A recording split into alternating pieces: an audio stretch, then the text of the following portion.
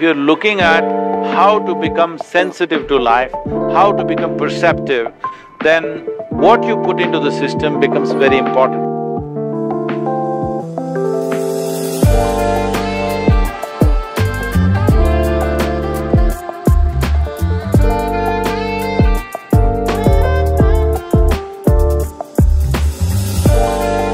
Hello, beautiful people. It's a pleasant weekend afternoon, and so are you. Nasaan ka man? Next clip.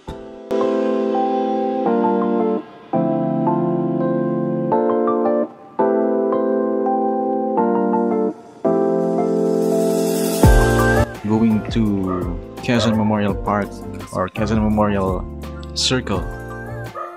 So kung mapapansin nyo, hindi gaano ka-steep yung traffic. So hindi ko alam, pero let's see mamaya pagdating natin doon.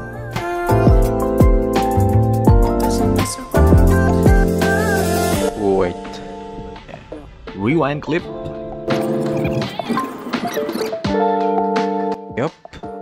Tama ka. MRT Line 7. Kaya nga progress never looked this good. And it's inevitable, of course.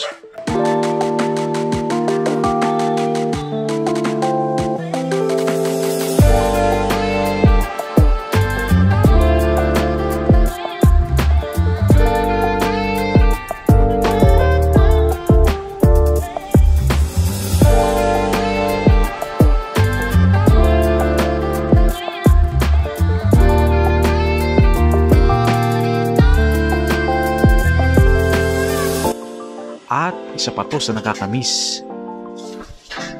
Trees, baby, trees.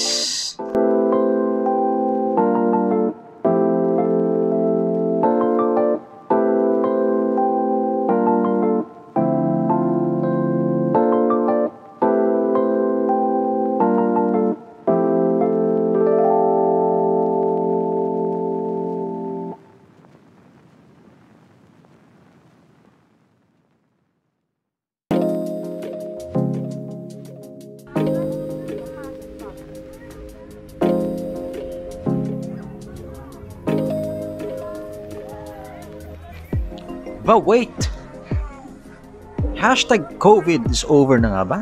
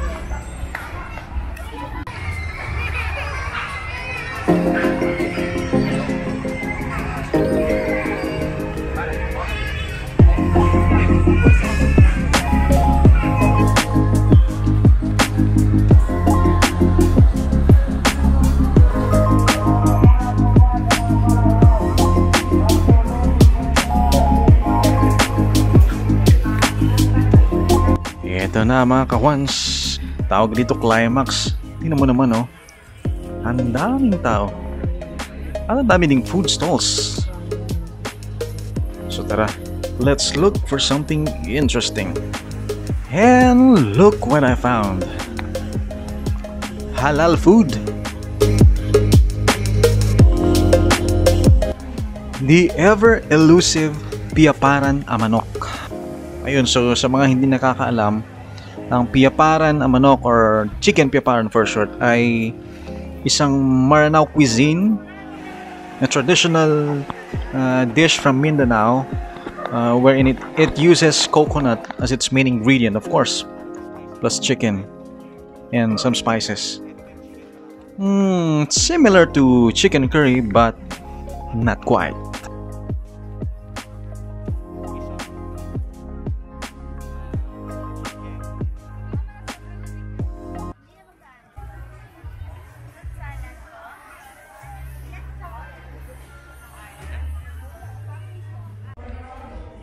Very surprising kasi bihira ka talaga makahanap ng ganitong putahe sa Metro Manila kasi nga regional dish nga siya sa Mindanao. And then isa pa, the good thing is nasa Quezon Memorial Circle pa, so panalo to. Okay, so let's dig in. Unang beses kong natikman to sa Farmers Plaza, and then second sa may Divisoria. Tapos etong pangalawa, hindi ko alam yung pangalan pero I'm sure chicken din ito. So kung mapadpad kayo mga kahwans dito sa may Quezon Memorial Circle, be sure na ma-check nyo itong tindahan na ito sa may malapit sa fountain, ano? I believe tuwing weekdays or tuwing weekends nandito sila.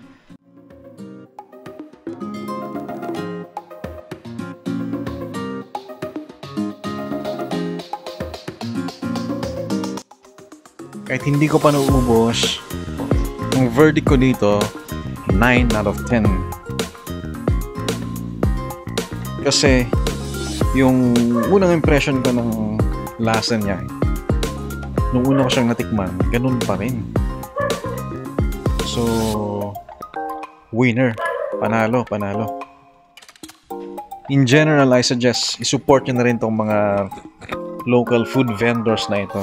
Especially sa mga nagtitinda ng local dishes kagaya nito. Kasi nga, it helps promote in a sense itong mga regional dishes nating ito na talagang pwede nating pagmalaki sa buong mundo. So imagine mo kung itong dish na to magiging globally recognized gaya ng chicken teriyaki ng Japan at pad thai ng Thailand. Honestly, hindi malabang mangyari.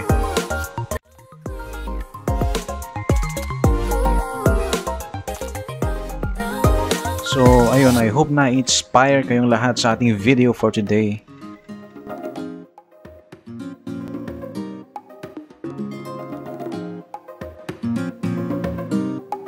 Hasta luego.